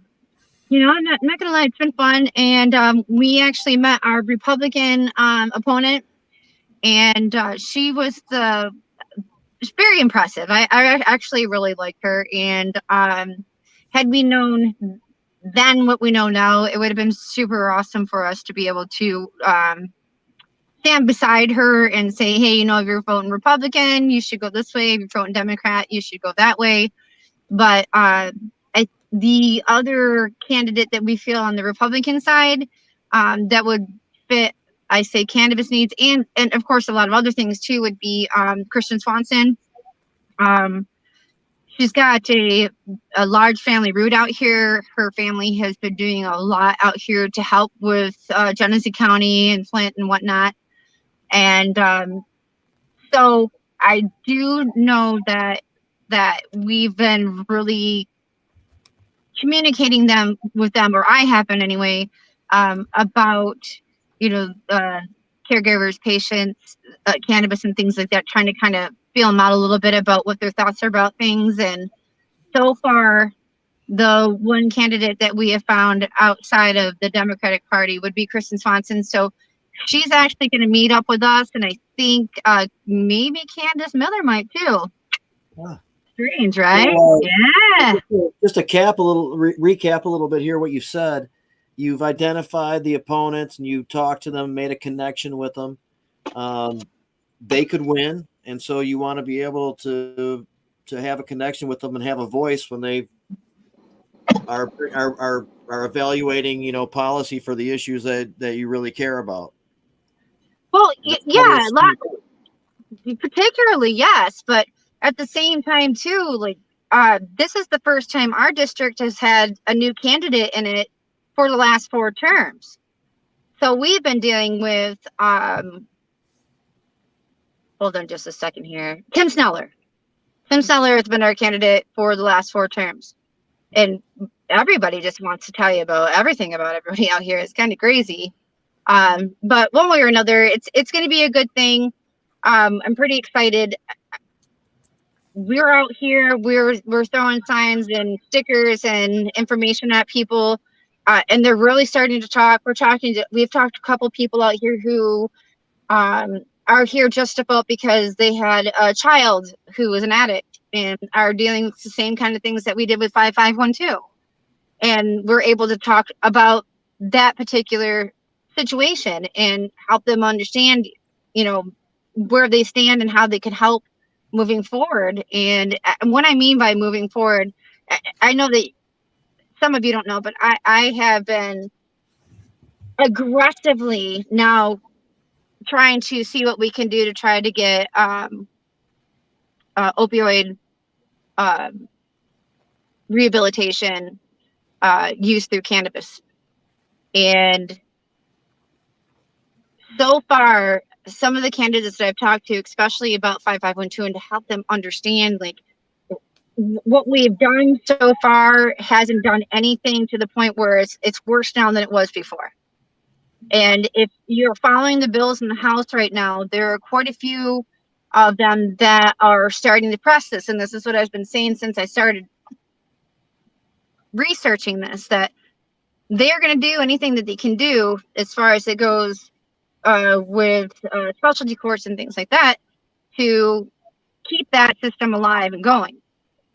So there are multiple House bills right now, for example, and I don't know the number of it right off my hand, excuse me, but one of them in particular is that if you're a hospital and you have over more than 50 people that come in the hospital with an addiction issue, that after that 50 person mark, you have to start administering the MATS program, which is exactly the same thing that we dealt with the 5512, right? So for example, if this person comes in with an addiction problem and they did very well, let's say for like a year and a half, you know, they just came up with the wrong crowd and got into a bad experience, that person is not going to be able to have that experience anymore, because now the MATS program is implemented through the hospital that they're in. So from what I understand and how I feel, my own perspective on this is that they're going to try to do anything that they can do to remove any other option except for that. And we know that's not a good thing, because we need to innovate the way that we heal our people and what type of quality of life, or what kind of quality of life they want through their own experience. So that being said, the state of Michigan is funded federally 40.9%. Now you look at the Supreme Court issues that we're having right now, and they're saying, well, we're trying to give the power back to the state. Are you though? When you have 40.9% of the state funded by federal funds, that's close to 50%. So how are you going to give power to the states when there's a significant amount of the programs that we have that help people in certain situations? When the states are willing to bend to get the funding, you know, that's right. So it's I get it. Right. So I learned a lot, not only in the cannabis space about how that works, but now in other significant situations. So anything that has to do with healthcare, anything that has to do with your well-being, your health, your mental health, that is already owned by the federal government. There is going to be no change in that situation unless we start taking away federal funding or allocating it to like manufacturing. And that's why, or in other circumstances. So this is the problem when we want to do something and the place says, oh, we're federally funded, so we can't like, you know, be okay with cannabis and stuff like that in a legal state. Mm-hmm. Right. It's easy for them to say that we're going to give power back to the states when they own almost, and like it grows every day. Right now we're almost at 50%. So if the federal government funds 50% of our state, we only get 50% power. What the well does that do for us at all? So it's been pretty interesting, you guys. There's a lot. I'm kind of scatterbrained, whatnot, but well, I understand. The distribution from the federal government has to be here. This is to help you guys out. You guys take it from here, not with any extra conditions of how the state doesn't necessarily want to be, but might bend toward in order to make sure they can still get the funding. I mean, so right, and they're going to do ability is going to remain an issue, probably. You know, sorry. Yeah, sorry, and Tricia. anything that's federally funded will not be the power of the state, but those people are hungry for those funds, so they're going to do whatever they can do, and it shows. But I tell you what, we're out here trying to meet with people who are on the opposite spectrum of us politically. And so far we have made some pretty good relationships. We've been able to give them some of our nice pins from More Than Hope. And we've heard some stories from constituents. Christian Swanson, who we spoke to, is on the Republican side, who also is in relation to Chris Thompson, who's like a major person out here in Flint, who is the big sheriff. He gets on TV and talks about a lot of things with things that are going on in Flint, what they're trying to improve here. Sheriff. Yeah. Yeah. So she is in relation with him, and we ran into her at a couple of different precincts. We've went to multiple of them, and after being able to sit down with her and her crew, and I'm actually speaking more along the lines of the cannabis space. They are very open to. So it's really nice to be able to get out here and say, you know, you can replace a Republican that will actually have the ability to understand and want to educate yourself in comparison to what's going on now. So, but I have to pee. You want to hear it? Yeah. So, Go ahead. Dave Martin, our incumbent, right? We all know who Dave Martin is. He's against us and everything they do. He actually has people standing at his polls right now to try to create violations for candidates. So if you don't have an address on this, or if this is not on your website, it's just like crony politics or whatnot. And when you put out this political material, there's very specific ways it has to be done. Who is paying for it has to be noted on there, and all these other conditions. And you violate, you know, the campaign laws or rules or something if you don't do that. And people try to get others in trouble for it sometimes, and that's. But Latrisha, are you referring to invalidating ballots? Oh no! So what he's trying to do is create violations for candidates to get them disqualified from their position. These are So technicalities. if you don't have an address on your sign, or if you don't say, if it doesn't say paid for by the committee of on this or whatever, with enough violations, they can get you taken right out of your seat or out of your candidacy regardless. So there's a lot of, I don't know. I just think it's a dick move, to be honest with you. Is there anything vulnerable? Did you guys ever leave that off on any of the literature or anything like that? Did they ever try to ding you on any technical thing like that? Not so far. We did have an issue. On Amy's website, we had paid for by the committee to vote for Amy Carter, but it was in tiny writing at the bottom of the website. And the Firebergs, who are two candidates, one's running as a Republican and one's running as a Democrat, who actually do this. Leah, this is an experience for you too. I want to explain. So there's a couple out here, and they run for every campaign, mayor, you name it. And for example, Mr. Fireberg had called Amy and I, was like, you know, you don't have paid for whatever, you know, like you need to have this on your website.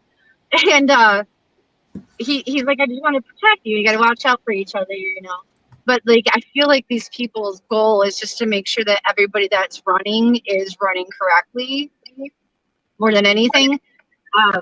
But it's been pretty interesting, to say the least. But we've met every single person that we're running against. We ran into Sherry Hardman.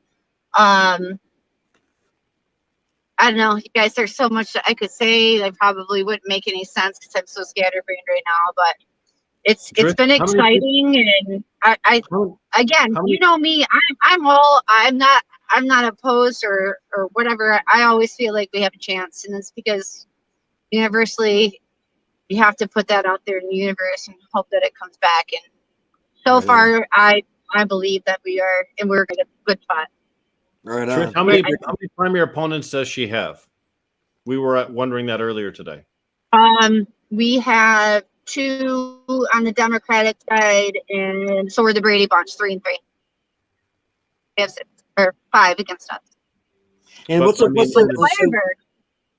You are feeling confident, you say, but like you're out talking to people. You guys have knocked on doors, all that kind of stuff. I mean, is there a general feel? Did anybody do any kind of formal polling at any point during that race to see what was going on? So, yes, there are 2 people that we're running against right now, which would be Sherry Hardman. Sherry Hardman was a newscaster for WEYI, and the other one, of course, is Dave Martin, who is incumbent. And they are kind of the ones right now who received more funding from the public. But I really don't see a lot of people. Like, there's massive confusion. In the district that I'm in right now, Tim Sneller was here for 4 years, or four terms. He never was voted in or out. Come to find out, he didn't live in this district, but we'll talk about that later. However, so 5,000 people in the entire county of Genesee County, out of 2,000 people voted in the primary, the last election that we had. So with so many different people that are out here right now, it's amazing, because we've counted probably anywhere between, I don't know, 600 or 700 people already. We've had people to come out with like number 8112. Is that a lot for a typical primary? It is a lot for the same thing. Because I just want to check real quick, Trish. Same thing, Leah and Marshall. Do you have any idea of like kind of generally what's happening with turnout? And so the absentee ballots are pretty high. I saw something crazy, like it's 1,200,000 or 1,023,000 right now, and there's only like 200,000 missing, I think. So like it's pretty good turn back. I'm really bad with numbers. But we have over 1 million absentees that came in. So like a lot of people online were talking about how they do think a lot of the votes will be decided by absentees, because that's kind of the new norm after we got Prop 3 with no excuse absentee voting. So like some of that might take a while to get in tonight too. So like I'm interested to see how much the absentees really swing some of those close races. Another big topic here is straight ticket voting on primary. A lot of people say, how are you able to be bipartisan if you're making us straight ticket vote? So, and I get that. And I think that's serious, like a serious situation that actually we need to consider if we get in office, because there are certain people that actually do the work and find out whom it is that fits their circumstance, but they're forced to vote for somebody they don't want to, because in the primary it is straight ticket. So automatically you became a registered Democrat or a registered Republican about the way that you vote in the primary. And that is the reason why a lot of people don't vote in the primary. And that is what separates us in a bipartisanship. Is in the primary vote, you lose the opportunity to say, hey, we like both people on both sides in certain circumstances. And now you're taking away my ability to be able to vote freely and willingly. There's no freedom in that. Would it be then you could vote you could only vote for one candidate in each race? So you couldn't vote for a primary winner on the Republican side or primary winner on the Democrat side. But if you only voted for one, depending on what side it is, for each consideration, it shouldn't matter which party that one happens exactly. to be. Okay. And then you have to think about too, there are certain people that just vote for somebody they care about. But then now they're stuck with like a straight ticket, right? So now they're just going to do what we all do, throw a dart at the board. And hey, this Jim looks like a good guy. I saw him in the parking lot, right? I've done that. Yeah, me too. So when we're looking at candidates I've been that correct every single time, by the way. Just for record. Just moving forward in the general election, you're looking at a situation now where there are people who are like, well, I didn't want that guy to be in, but I wanted so-and-so to be over here. So now, you don't have a chance to balance the suit and give the people who deserve the credit to be in their spaces when you have a straight ticket vote. Yeah. Can you imagine how primaries would go though if we knew that there was a Republican candidate who was strong, right? And in the primary, Democrats just crossed over to vote for his opponent just to sink that guy's chances? Because in that instance, what you're trying to do is you're trying to census the Republican Party as to which one of those two guys they want to send to the general election. Right. If Democrats were able to get in there and then manipulate the result, you'd never have a candidate that the Republican Party actually voted for or wanted because of that manipulation across party lines. So I can see where the differentiation between the two would be very important in order to stop some of that ballot manipulation that we know people would do if that opportunity was afforded to them. We know they would. But how beautiful would it be if we were able to walk into a space and say, hey, there's nothing wrong with having two sides that represent us, as long as we know the person on both sides are representing us in the way that we want and the quality of life that we want.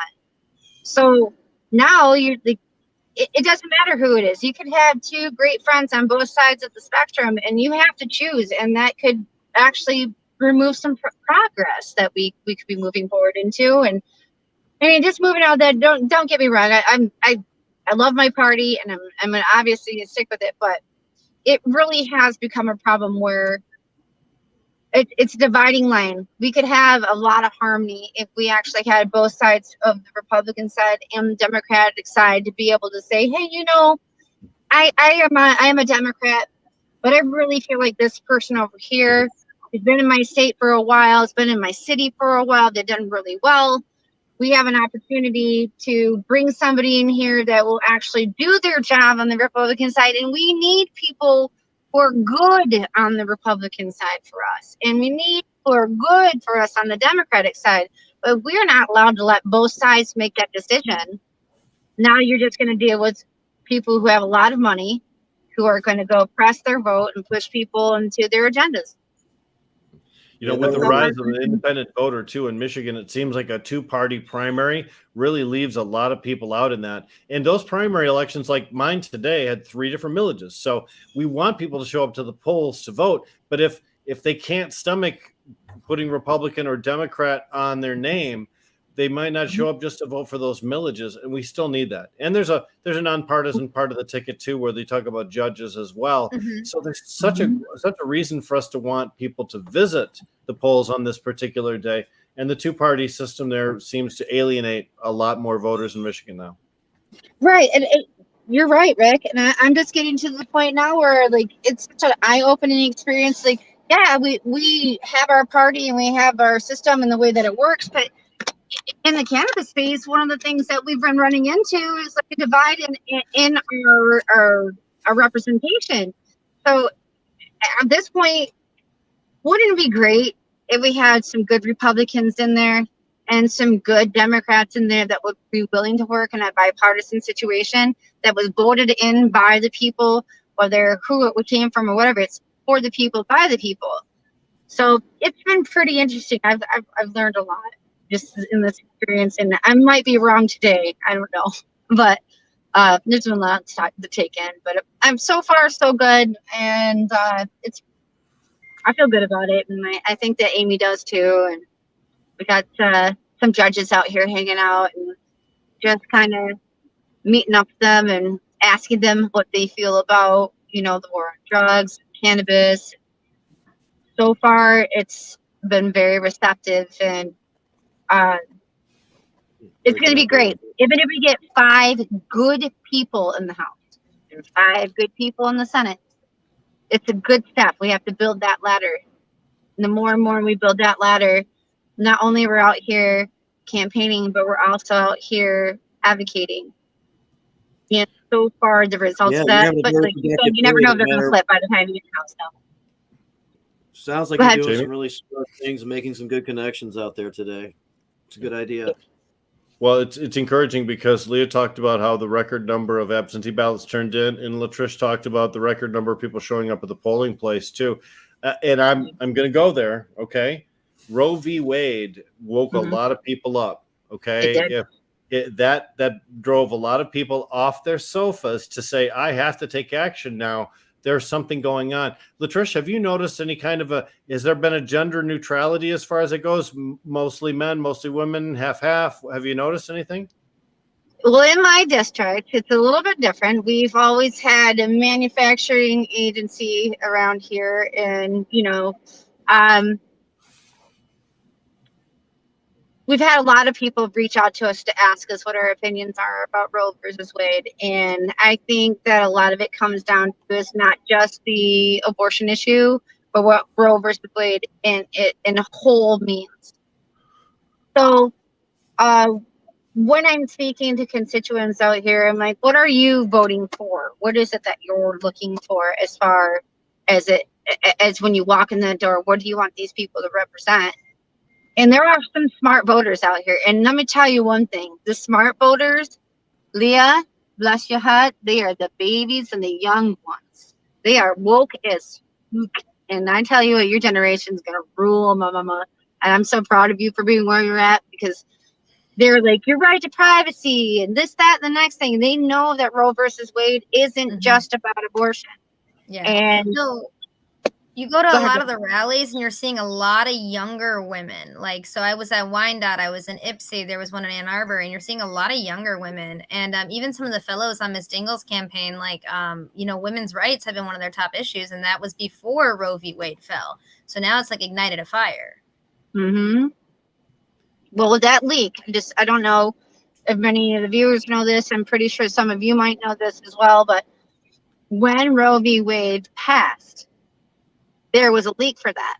Now that as Roe v. went out, that was also leaked as well. So there's a lot of inside stuff that's going on there, and the young people who have been paying attention to this have seen. I don't know if you call it an injustice or if you just call it because people are fed up and they're going to find a way. And we do, as humans, we're going to find a way. But with that leak, that is what caused the blue wave. I believe in my own space. Yeah. It did cause it. And then when you had the threats of, Brown versus Board of Education, Moore versus Harper, like on and on and on and on and on. These kids have never known about any of these experiences until it became the talk of the town. So now these kids realize that these archaic rules are getting ready to come back into our spaces again. They're like, hell no. And I can't even tell you guys like how proud I am of this this new generation. And that's because of us, all of us that are sitting in this space right now. We went through a lot of experiences, and I don't know. The 80s molded a lot of us, the 80s and the 90s. Even for me, I have a 16-year-old daughter, and like I said, growing up Catholic and all that jazz was never. And I'm very pro-choice. Like I believe it's a medical decision between a woman and her doctor, fucking period, right? The government has no business interjecting themselves into that conversation. And I would say as a man, I don't care whether you're a woman or a man. I don't really think it matters, because there is a bigger privacy issue there that is being revealed to us. That why does the government take such an interest in what the fuck I'm doing? And it pisses me off. And I just prefer they stay the hell out of my life, right? And I think a lot of us feel that way. So I think there's more. Roe v. Wade was a wake-up call for all of us, or it should be a wake-up call for all of us. So, well, it's crazy, Anton, that you say that, because as Jamie and I had talked about too, and as we talked about 5512, judges are not doctors, right? Well, neither are politicians. So if you're trying to remove contraception, there are women out there that use contraception or birth control for other matters. They don't use them just for birth control. They use it for blood pressure. Like, literally taking that away from a woman could kill them. In the first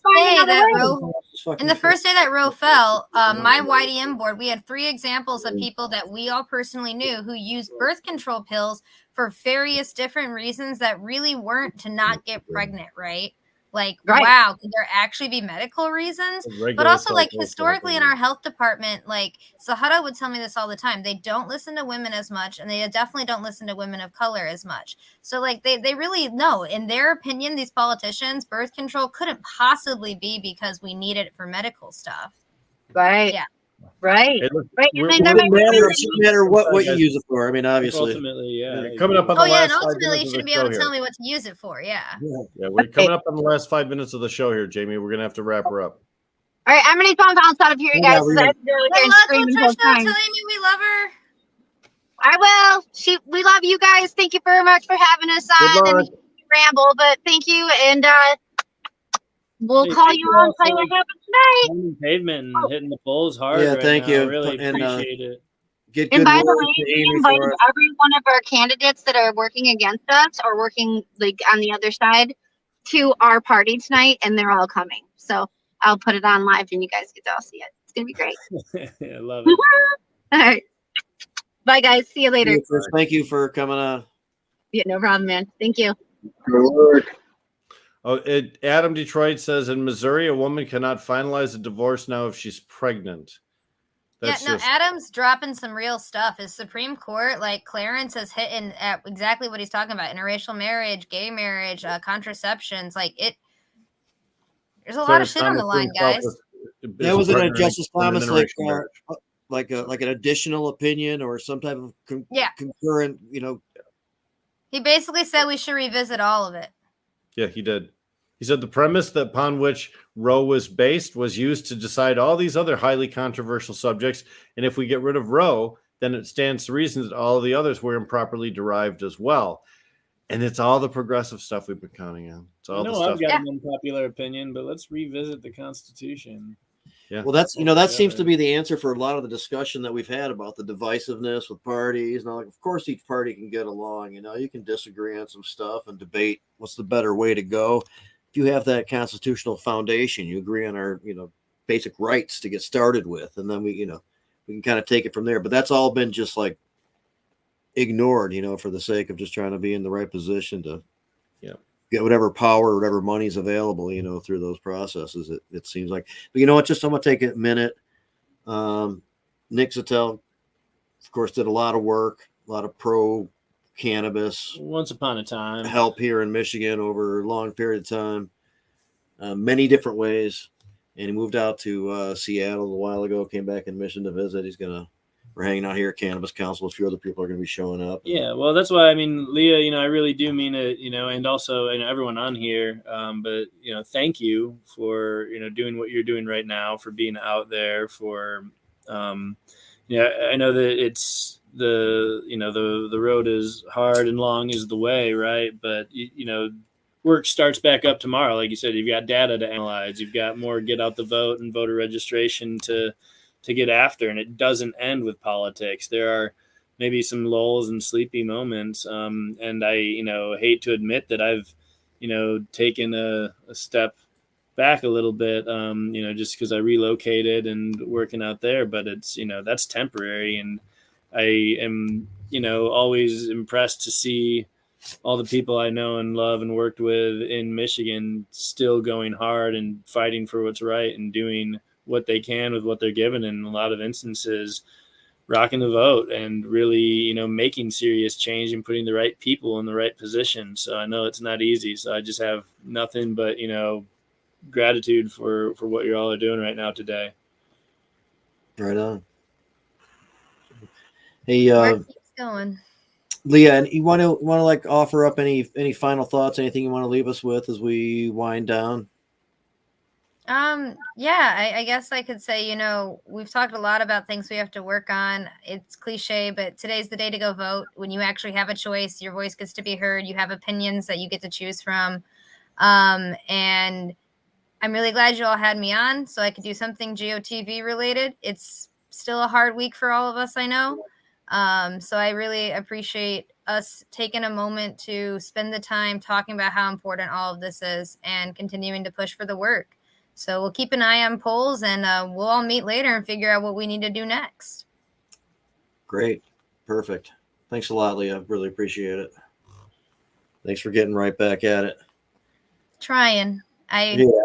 She'd kick my butt if I didn't work today. So, Marshall, thanks for coming on, man. It was kind of last minute, but we brought up Meridian Township, and like, oh, yeah, Marshall will have a lot of good input for this one, man. Thanks for coming on, and anything you want to leave us with? Oh, no, appreciate it coming on. Anywhere there's weed prohibition, to end the war on drugs, gotta change minds out there. So, it's been a hard week, obviously, for the cannabis community in Michigan. We got to push on, though. Zara, we just met on Tuesday, this past Tuesday, and one of her biggest goals was to expand the Cannabis Caucus to have a representative in each of the new districts. So we really got to build that statewide coalition and push on the work that Zara and all of us have been working on for so long. So thanks. Yeah, Appreciate it, man.